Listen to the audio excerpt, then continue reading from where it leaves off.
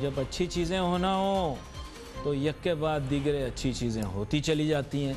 बंदा खुद हैरान होता है कि हवा उस समत में चल पड़ी है जहाँ मंजिल है। और यहाँ पर आप देखें कि पाकिस्तान के लिए जहाँ अच्छी चीज़ें होना शुरू हुई तो बहुत सारी अच्छी चीज़ें हो गई, लेकिन अब कुछ गड़बड़ हो रही है। कल भी हमने डिस्कस किया था आपसे करंट अकाउंट डेफिसिट के मुतल्लिक, वहाँ पर भी मुझे ऐसे लग रहा है जैसे गड़बड़ आगे जाके बहुत ज़्यादा बड़ी हो जाएगी। ताम बाकर रज़ा साहब ने कहा कि पाकिस्तान पैसे आ रहे हैं, रिज़र्व बिल्ड कर रहे हैं वगैरह वगैरह। वो स्टेट बैंक के गवर्नर हैं, उनकी राय का मैं एहतराम करता हूँ, लेकिन आगे जाके गड़बड़ होने वाली है। फिर उसके बाद हमने ये देखना था जनाब वाला कि पाकिस्तान जो है उसकी एक्सपोर्ट्स के अंदर रिकॉर्ड इजाफा हो गया, लेकिन फिर शाम को हम पर एक बम गिरा दिया गया कि जनाब GSP प्लस हमारा ख़त्म कर रहे हैं यूरोपियन यूनियन वाले। अभी मुसद्दिका हैं, गैर मुसद्दिका हैं, इतलात तो अपनी जगह हैं, और ऐसा महसूस हो रहा है जैसे GSP प्लस पाकिस्तान से छिन जाएगा। तो यूरोपियाई ममालिक के अंदर जो हमें तरजीही बुनियादों के ऊपर मार्केट एक्सेस मौजूद है और हमें कुछ उसमें मराद भी हासिल है, वो शायद अब ना रहे। दूसरी तरफ फीपेक का हमने चर्चा तो बहुत किया था, लेकिन ज़ाहिरी बात है शीशा हो या दिल हो आखिर टूट जाता है। तो कहीं दिल हमारा टूट गया, कहीं हमने दिल उनका तोड़ दिया। अब सऊदी फॉरेन मिनिस्टर आ गए हैं, उनके साथ में डिस्कशन करेंगे, कुछ पाकिस्तान की स्ट्रेटेजिक रिपोजिशनिंग होगी। या शेख इधर तो देख ज़रा, नो टू फेक। उन्होंने फिर हमें थोड़े बहुत पैसे भी देने हैं। हमारे ऑयल की जो पेमेंट है वही बुनियादी तौर पे हमारा मसला है, उसके अंदर भी कुछ मराहत मिल जाएंगी। और मेरे ख्याल से शेख मोहम्मद बिन सलमान जो है नाइस बंदे हैं, मेरा अपना ख्याल ये पाकिस्तान की रेफरेंस से, और वो पाकिस्तान के लिए काफ़ी फेवर करने के लिए तैयार हैं अगर पाकिस्तानी फ़ायदा उठाने की पोजीशन में हो। लेकिन अफसोस की बात यह है कि पाकिस्तानी बहुत कंप्लेसेंट हैं। जैसे वो लड़की होती है ना, कभी वो परेशान होती है, कभी किसी लड़के के साथ भाग जाती है, कभी किसी लड़के के साथ नहीं, मिसाल गलत दे दी, सॉरी, ये वापस हज़फ कर दें। तो हमें जो है ना कोशिशें करनी चाहिए कि हम एक जगह अपनी फोकस रखें, कभी हियाँ कभी हुमा, कभी हुमा कभी हियाँ। इस बारे में जो है हम बिल्कुल पागल हो गए। जब हमारा मूड होता है हम अरब ममालिक को बुरा भला कहना शुरू कर देते हैं, कहते हैं हम देख लेंगे, हम छोड़ेंगे नहीं, और अब लोग क्या हो गया है, हम यूँ हैं, हम हीरो हैं, हम डिस्को डांस, कभी उनकी गाड़ी चलाना शुरू कर देते हैं। हाँ वो देखो बत्ती जल रही, वो देखो जहाज़ आ रहा है, इस तरह की हरकतें शुरू कर देते हैं। फिर हम कन्फ्यूज्ड हैं। हम अपना फोकस बिल्कुल ठीक रखें, हमें किसी को बुरा कहने की ज़रूरत नहीं है, हमें इनवर्ड लुकिंग होना चाहिए। कभी अफगानियों के साथ हो जाते हैं, कभी खिलाफ हो जाते हैं, कभी उनको बुरा कहना शुरू कर देते हैं, कभी अच्छा कहना शुरू कर देते हैं, कभी व्लादिमीर पुतिन की तस्वीरें लगाना शुरू कर देते हैं, कभी वो जो ईरानी जनरल था जो पाकिस्तान में बमबारी किया करता था, क्या नाम था उसका, कासिम सुलेमानी, हैं, गली गली मोहल्ले मोहल्ले उसकी फ़ोटो लगा देते हैं। ओ भाई, पाकिस्तान को उसने सही ठीक ठाक उसने ठुकाई की भी है पाकिस्तान की। तो हम कन्फ्यूज़ लोग हैं, हमारा कुछ पता नहीं, कभी फ्रांस की तस्वीर लगा देंगे, कभी फ्रांस को बुरा कह देंगे। फोकस करें, थोड़ा सा अपने इश्यूज़ को रिजॉल्व करें। अभी GSP प्लस का मामला है, लेकिन ये थोड़ा सेंसिटिव मामला है, क्योंकि ब्लेस्फेमी लॉ के ऊपर एक बात क्लियर कट कह दूं कि पाकिस्तान के अंदर अवाम ब्लेस्फेमी लॉ के ऊपर बिल्कुल कंप्रोमाइज़ करने के लिए तैयार नहीं है, ना होगी। क्लियर बात कह दी मैंने आपको। अगर इस मामले पे लेन देन हुई तो मसला होगा। GSP प्लस हाथ से गया। मेरे साथ बहुत ही अहम मेहमान शामिल है गुफ्तगू हैं जनाब डॉक्टर मिर्ज़ा बेग साहब। किसी तारुफ के मोहताज नहीं, इसलिए वक्त ज़ाया किए बगैर बराह रास्त इनकी जानिब जाऊँगा। Sir, this pressing issue, your review. जी देखिए, मैंने 2 कॉलम अभी हाल में लिखे हैं और आपको मैंने शेयर भी किया है। एक था GSP प्लस पे नज़र सानी की करारदाद यूरोपियन यूनियन की, और दूसरा मैंने बतलाया था कि FATF पे भारत का जो इन्फ्लुएंस है और हमें 3 साल से वो ग्रे लिस्ट से नहीं निकलने दे रहा है, सियासी असर रसूख की बुनियाद। और ये दोनों बड़े अहम चीज़ हैं पाकिस्तान की मईशत के लिए। आज ये बतलाते हैं, मुझे बड़ा अफसोस है कि हमें 27 अप्रैल 2021 को एक करारदाद पेश की गई यूरोपियन यूनियन में, जिसमें 662 वोटों ने करारदाद के हक़ में वोट दिया, 3 ने सिर्फ मुखालफत करी और 26 ने वोटिंग में हिस्सा नहीं लिया। और ये करारदाद ये थी कि पाकिस्तान को जो GSP प्लस की मराद दी गई है, जिसके तहत 9.6% कस्टम ड्यूटी पाकिस्तान की एक्सपोर्ट यूरोपियन यूनियन पे जो लगती थी उसको ख़त्म कर दिया गया है। यानी हम ड्यूटी फ्री एक्सपोर्ट कर सकते हैं 27 यूरोपियन ममालिक को।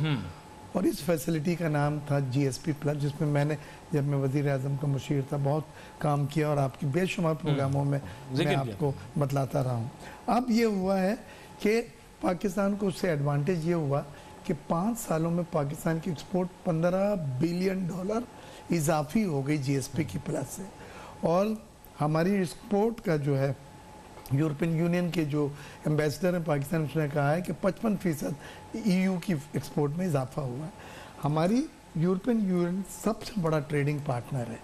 ये लफ्ज़ बहुत ज़रूरी है समझना, जिसमें $7 अरब की हमारी एक्सपोर्ट है यूरोपियन यूनियन को और $5 अरब की मशीनें, केमिकल, दूसरी चीज़ें वहाँ से इम्पोर्ट है। $12 अरब का टोटल ट्रेड है यूरोपियन यूनियन के साथ। अब अगर आप ये समझते हैं कि ये करारदाद पे जो उन्होंने पेश की जो पास हो गई, अब इसके ऊपर जब अमल दरामद होगा तो हमें फ़िलहाल वो मरात 9.6% कस्टम ड्यूटी की जो छूट है वो दोबारा लग जाएगी हमारे पे, और हमारे बायर जो हैं वो हमें फिर मुकाबलती नहीं पाएंगे। इस वक्त हम एक स्टेप ऊपर हैं बांग्लादेश से, वियतनाम से, तुर्की से और दीगर ममालिक के ख़त्े में, क्योंकि उनके ऊपर 9.6% ड्यूटी है और हमारे पे ये ड्यूटी ख़त्म हो गई। लेकिन जब ये GSP प्लस का दर्जा हटा दिया जाएगा तो हमारे पे दोबारा ड्यूटी लग जाएगी। बड़ी अहम बात आप कर रहे हैं, यहाँ पर इस खेल को समझने की ज़रूरत है।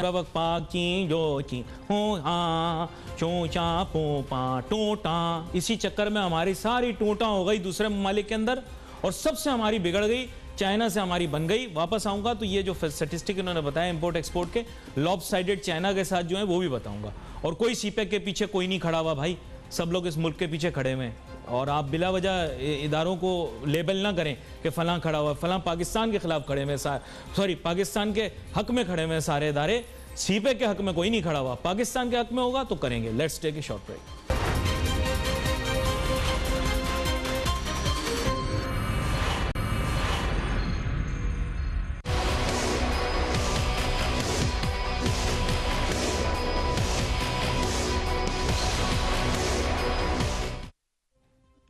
जो इस्लाह चाहते हैं वो इस मुल्क से मोहब्बत करते हैं, जो इस्लाह नहीं चाहते, स्टेटस को चाहते हैं, ये मुल्क के साथ मैं आपको बता दूं सिंसियर नहीं है।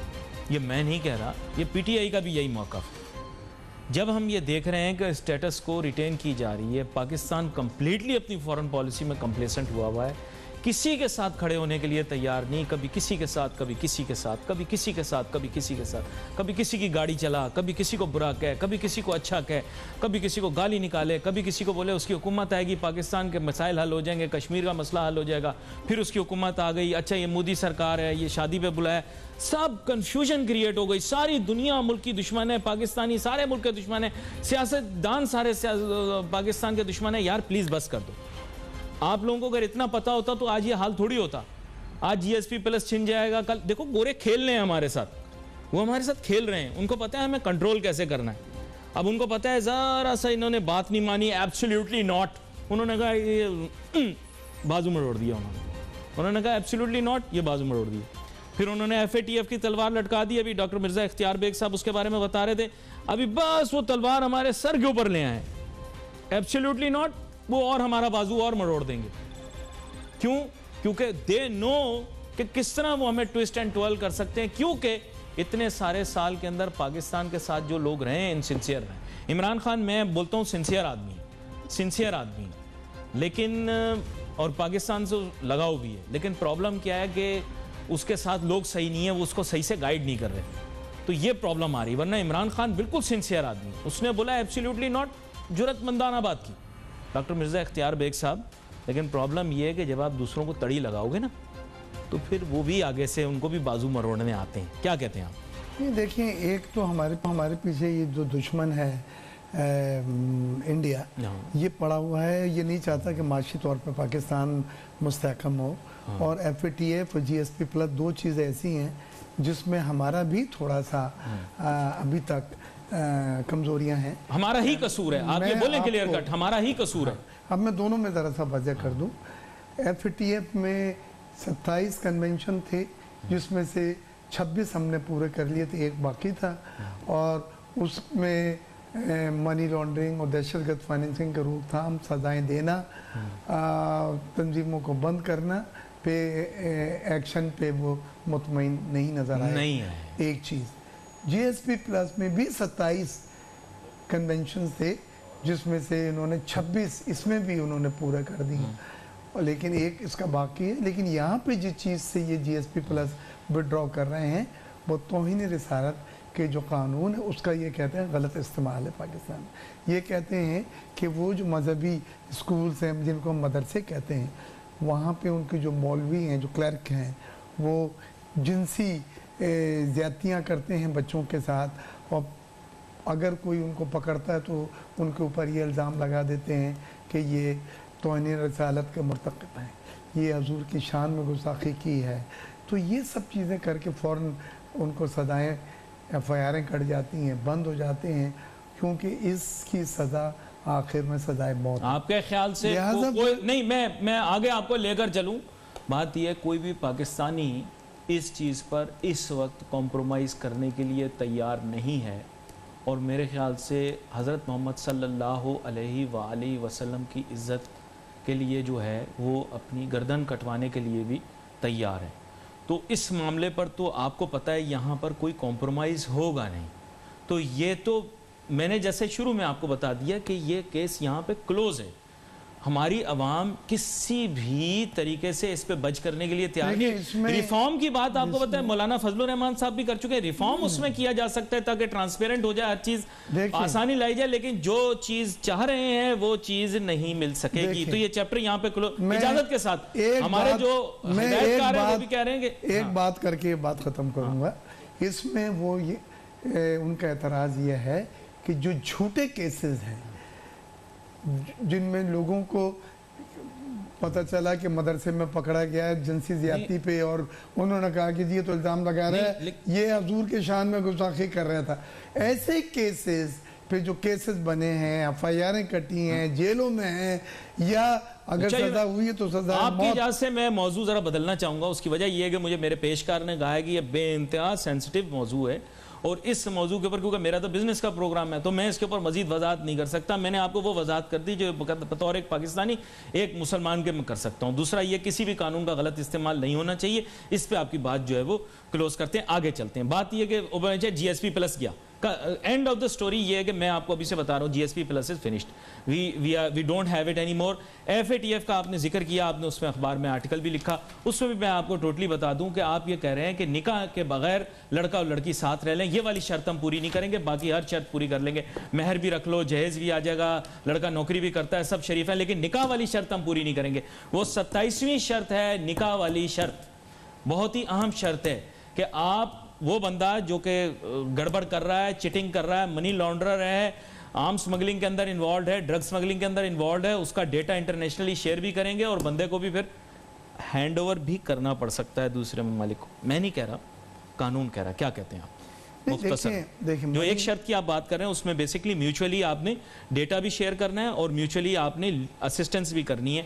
अगर वो बंदा कि कहीं और उसने जुर्म किया तो उसको देना पड़ेगा। जी देखें, इसको ज़रा सा ब्रॉडर स्पेक्ट्रम में समझें अली। GSP और FATF में, FATF की बात मैं पहले क्लियर कर दूं कि ये मनी लॉन्ड्रिंग और दहशत फाइनेंसिंग के लिए जो रूल बने हैं वो पूरी दुनिया में तमाम मेंबर ममालिक के ऊपर अप्लीकेबल है, और OECD कंट्रीज़ जो हैं उनकी ये जिम्मेदारी है कि वो मालूमात आपस में एक्सचेंज करें, तबादला हो उस इंफॉर्मेशन का, उन अकाउंट्स का, उन बेनामी अकाउंट का। स्टेट बैंक में एक डिपार्टमेंट खोला गया सस्पिशियस अकाउंट, उसकी ट्रांजैक्शंस का। FBR का एक इदारा है I&I इन्वेस्टिगेशन का जो है। मसला अटका इस चीज पर है कि अगर वो कल को आपको कहेंगे कि आपका फलां सियासतदान ह्यूमन स्मगलिंग के अंदर इन्वॉल्व है, ये बंदों को यहाँ से पाकिस्तान से भेजता है यूरोपियाई ममालिक में, हमें हैंड ओवर करो, आपने देने के लिए कानून नहीं बनाया जनाबे वाला, इसलिए एफएटीएफ का मामला खतरे में पड़ा हुआ है, क्योंकि वो कहते हैं कि आपके मुल्क का जो मनी लॉन्डर है, जो चीटर है, जो फ्रॉड है, अगर कल हम उसको बोलेंगे कि हमें हैंड ओवर करो, इसने हमारे मुल्क में चीटिंग की है, इसको हैंड ओवर करना पड़ेगा, उससे हम खौफजदा हुए हैं। ये है प्रॉब्लम। आवाम को बता दें कि असल में ये पावरफुल लोगों ने रोका हुआ है। एफएटीएफ की तलवार हमारे सर पे इसलिए नहीं लटक रही क्योंकि कोई साजिश है, इस वजह से लटक रही है क्योंकि ताकतवर अफरादों की जान निकल रही है कि कहीं उनको दूसरे ममालिक ना भेजना पड़े, और इसका चांस बिल्कुल 0.005 है, क्योंकि एक्स्ट्रेडिशन ट्रीटी तो है नहीं। फिर क्यों घबरा रहे हैं हम? बताएं आवाम को कि असल चीटिंग क्या है, हम पता नहीं देना चाहते। आप जरा जज्बाती हो रहे हैं। इसमें पहली बात यह है, एफएटीएफ के कवानीन एक जैसे हैं तमाम दुनिया में और तमाम मेंबर ममालिक के लिए। वो ये कहता है कि अगर केस साबित हो जाता है कि ये बेनामी अकाउंट है, ये मनी लॉन्ड्रिंग इधर से हुई है, ये दहशतगर्द फाइनेंसिंग, ह्यूमन स्मगलर है, ये ह्यूमन स्मगलर है। हाँ। इस तरह की तमाम चीजें जो हैं उस पे फेयर ट्रायल हो, उन्हें सजाएं दी जाएं। अब तक पाकिस्तान में उनका कहना है कि प्रोसिक्यूशन सही नहीं होती, सजाएं नहीं दी जाती। और अगर एक्स्ट्राडाइट का कहते हैं तो आपकी एक्स्ट्रेडिशन ट्रीटी नहीं है, लेकिन अगर हो तो आपके लोग इसलिए घबराए हुए हैं कि यहां तो निकल सकते हैं निजाम से, अगर दूसरे मुल्क में चले गए, एक्स्ट्राडाइट होना पड़ गया तो वहां पे मसले मसाइल हो जाएंगे। ये बताएं, ये है पॉइंट, ये इस पे डर दिखा हुआ है, पैरों तले जमीन निकली हुई है। तो देखिए, जब आप OECD ममालिक का मेंबर बने, आपने ट्रीटी साइन करी है, एक्सचेंज ऑफ इंफॉर्मेशन का आपने मुआहदे साइन किए हैं, तो अब आप डरे या मौत लिखे या पैर की ज़मीन निकले, आपको ये सब चीज़ें करनी होंगी। आपको याद है कितने पाकिस्तानी बिजनेसमैनों को अमेरिका ने बुलाया था? अब मैं नाम नहीं लूँगा, अभी कुछ लंदन में है और वहाँ से अमेरिका उनकी जो एक्सट्रेडिशन हो रही है। ओह, इतना नेक आदमी हो, पाकिस्तान में तो उसकी मिसालें देते थे, वाह वाह देखो कितना नेक काम कर रहा है आरिफ नकवी कितना नेक आदमी है, गरीबों के लिए काम कर रहा है। उसने भाईजान ऐसे ऐसे लोगों को चूना लगाया, मेरे ख्याल से पूरी दुनिया की तारीख में कभी किसी ने इतना बेल का अमाउंट नहीं भरा जितना इसने भरा। यहां पर नाजरीन जी ब्रेक लेते हैं, ब्रेक के बाद वापस आते हैं, फिर गुफ्तगू जारी रहेगी।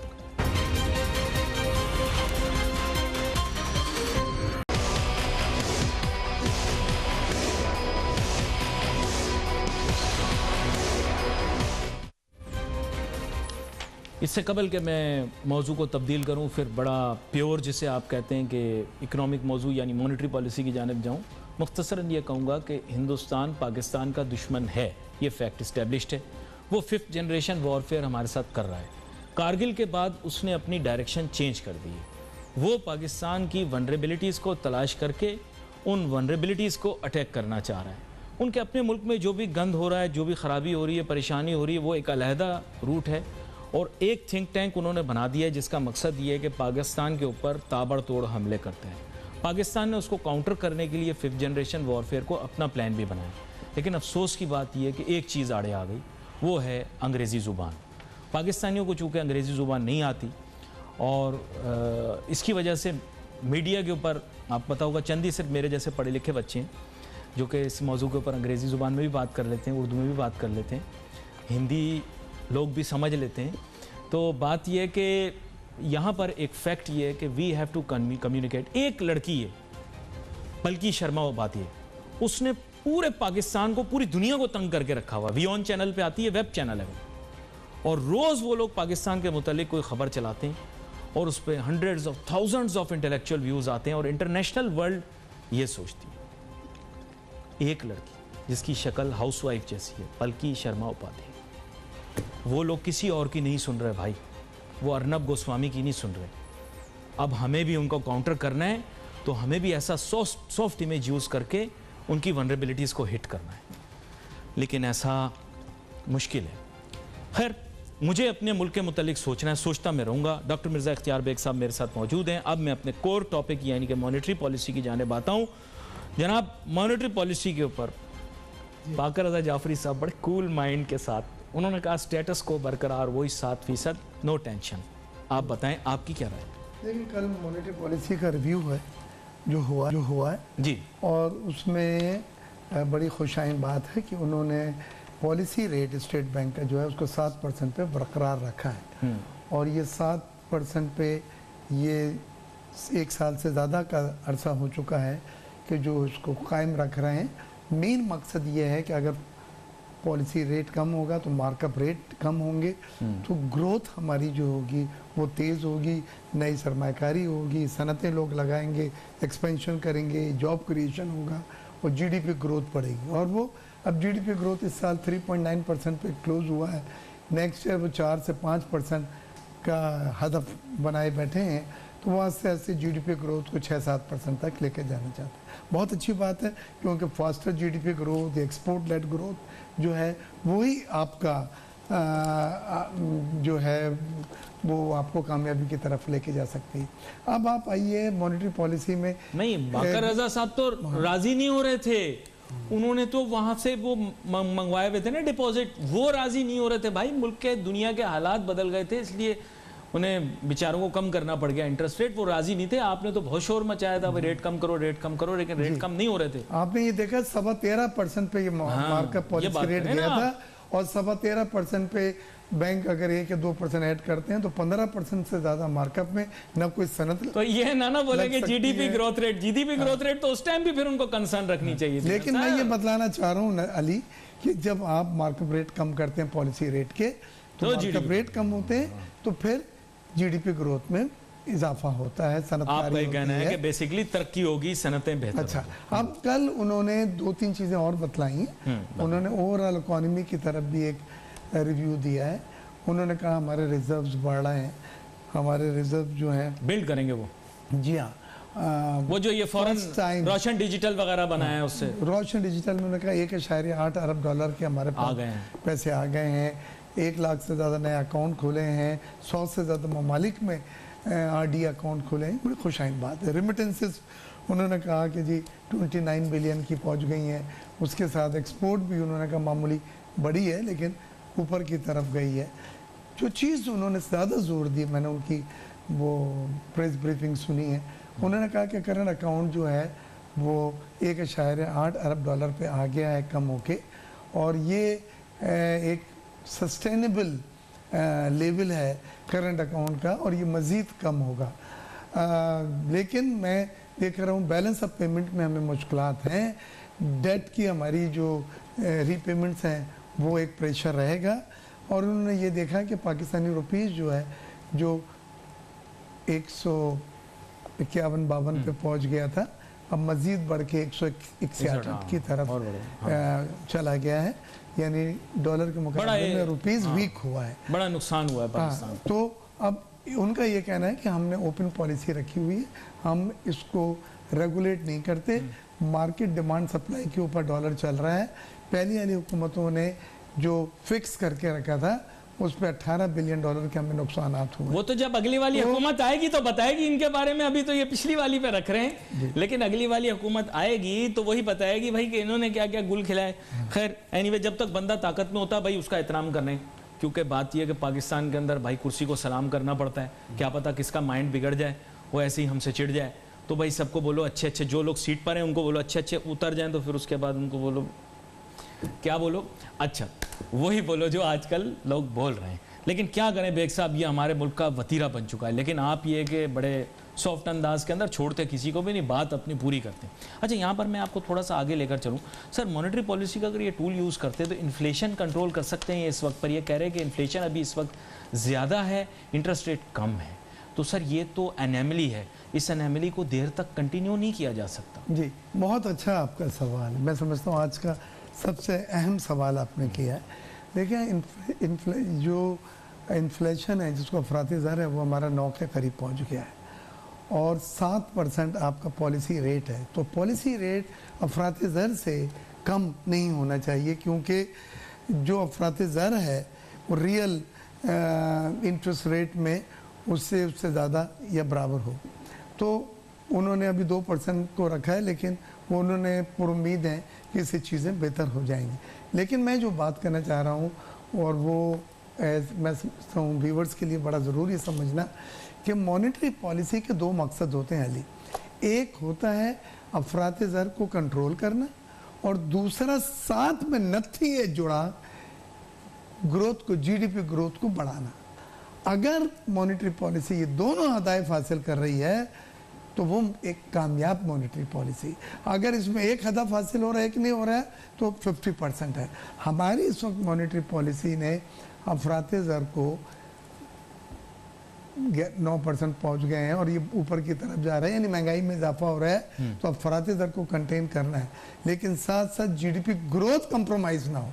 माजी में जीडीपी ग्रोथ जहां पे आपकी -4% हो गई थी, वो आपकी इकोनॉमी को क्रैश कर देता है। मेरे पास वक्त मुख्तसर है,